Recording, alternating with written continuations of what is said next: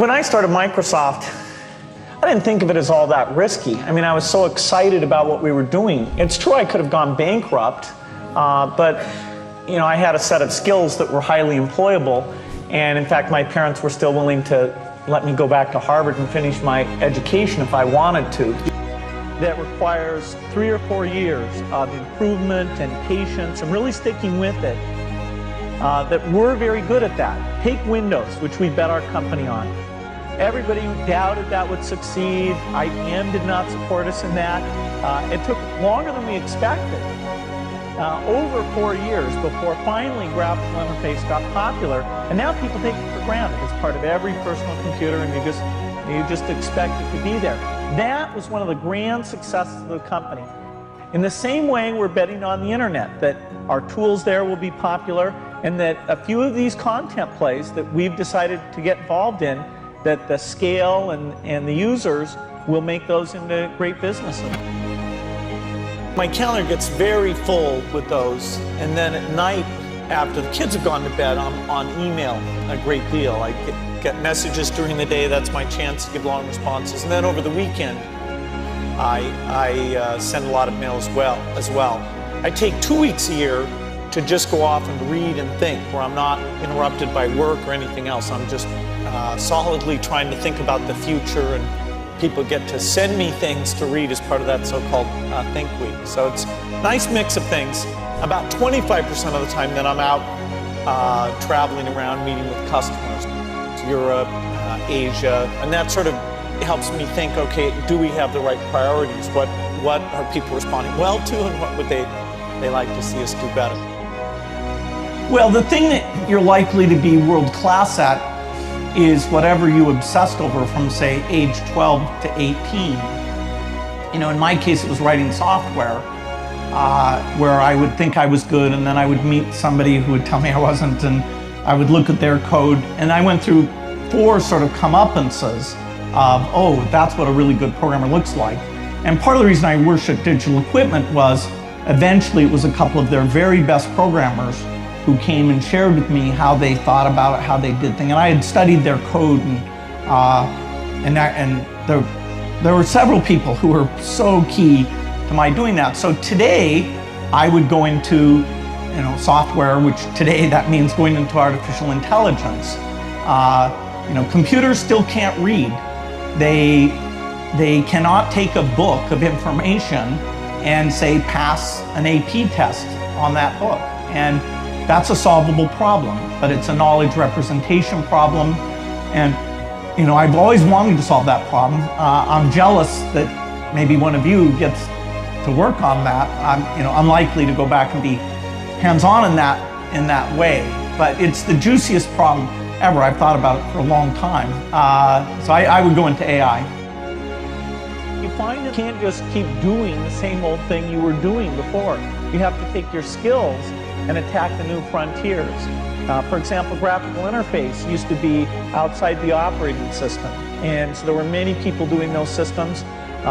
Windows came out ahead there, and now it comes with the operating system. Likewise, the browser is something that Netscape looked at turning the browser into an operating system, and we looked at taking our operating system and building the browser in an integrated fashion. And so that was a good example of the kind of competition. Through 8th grade, I was sort of enjoying the fact that I could do reasonably well without any effort. They had this thing where you'd get an effort, which would be 1, 2, or 3, and then a grade. And so the ideal I always wanted was an A3, where you had the least effort but the highest.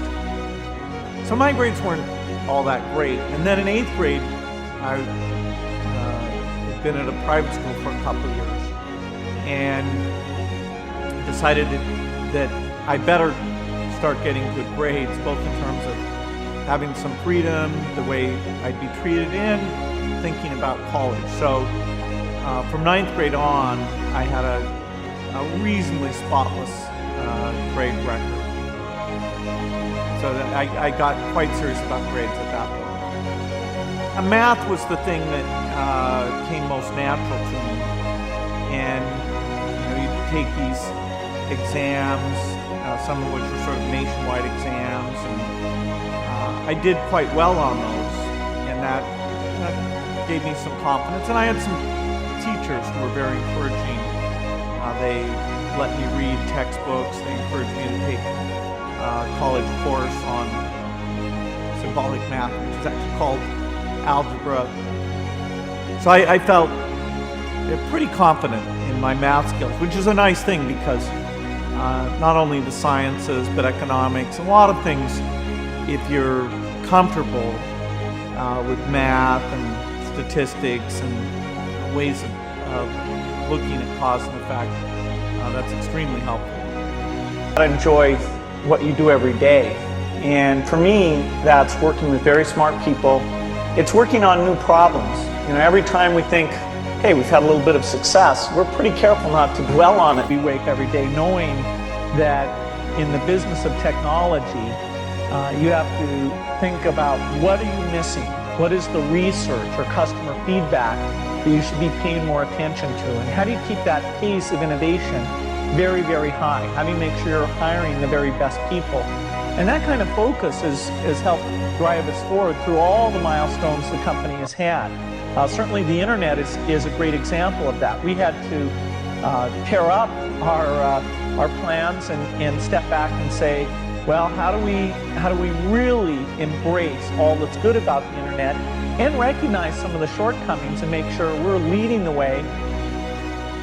Lakeside was a longer school day, and it's a change. I had gotten super comfortable at public school, kind of being goofy, and here people were studying, and at first, because I didn't get great grades, they had me in a study hall, and a few people who got really good grades didn't have to go to the study hall, and nobody knew, that I was actually clever, so they were actually treating me like some average student.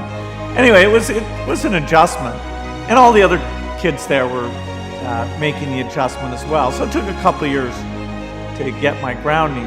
I'm super glad that I went to that school. It was a fantastic school. I'll probably send my kids to that school. Well, I'm a weird dropout because I take college courses all the time. I love learning company courses and things, so I love being a student.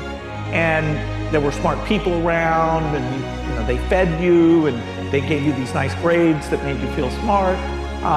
So I feel it was unfortunate that I didn't get to stay there, but I don't think I missed any knowledge because whatever I needed to learn, I was still in a learning mode.